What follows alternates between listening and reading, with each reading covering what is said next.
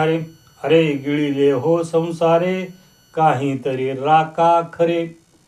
कारण इथं जन्माला आलेल्या मनुष्याला, प्रत्येक मनुष्याला त्याच्या जीवनामध्ये, कारण काळानं जन्मल्या दिवसापासून थोडं थोडं त्याला गिळायला सुरुवात केलेली आहे.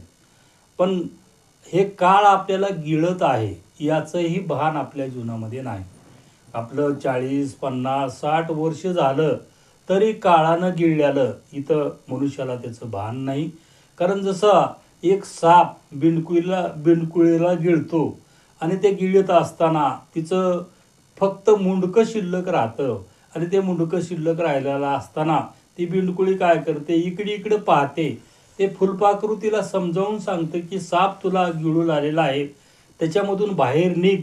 हे सांगाय गेलेलं फुलपाखरू त्या फुलपाखराला ती बिंडकुळी गिळून टाकते, असं महाराज या अभंगामधून सांगतात.